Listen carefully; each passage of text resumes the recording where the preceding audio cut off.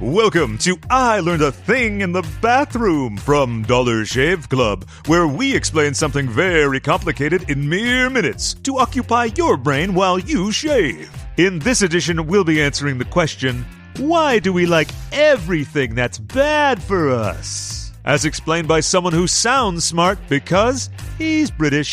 Perhaps the most frustrating answer to this question is that, in many cases, it's not that we like the bad thing we're doing so much as we're just in the habit of doing it. Habits are hard to break, even if it's just snacking before lunch or biting your nails. This is especially true if we're not even aware that it is a habit. Wait, how does that work? We're conditioned to accept certain things as normal during childhood. If you've been raised, for example, to believe that drinking a large glass of whiskey before bed every night is normal, thanks, Mum, it might never occur to you to stop doing it, despite how bad it is for you. Breaking a habit like this requires not just the willpower to stop doing it, but to recognize it as aberrant behavior in the first place. Depending what other influences you're exposed to in life, this can be really tricky. Okay, but what about something like junk food? I know steamed broccoli is better for me than a triple butter fried cheeseburger burrito, but I also know which one I really want to put in my mouth. The reason we crave junk food is that a lot of very clever people spent a lot of time and money designing it that way. Food scientists, yes, they are a thing, are very careful to ensure something called dynamic contrast when creating junk food. That is, a texture that involves both something crunchy and something more soft and creamy.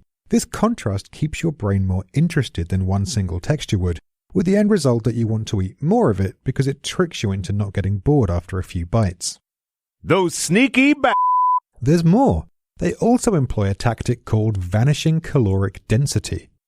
Ever noticed how a lot of your favorite snack foods just kind of melt in your mouth after a couple of seconds? They're very specifically designed this way to trick your brain into thinking you've eaten less than you really have. That way, you finish the whole bag in one sitting and end up buying more, rather than making one bag last for several snacking sessions. It's one of the reasons denial plays such a big part in breaking these bad habits. People are notoriously awful at self-assessment.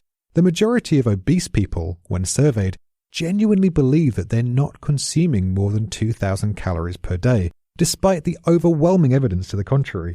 Junk food science is a major factor in this. How about the idea that everyone likes a bad boy or bad girl? Why do we like dating terrible people? In a way, this is actually less complicated. It's really just the excitement. You know that a relationship with this person is going nowhere, but you also know that it's going there in a flaming, throbbing wreck full of empty vodka bottles and discarded underwear. The destination isn't the point, it's the ride. These flings only really become a problem if you decide to settle down with that person.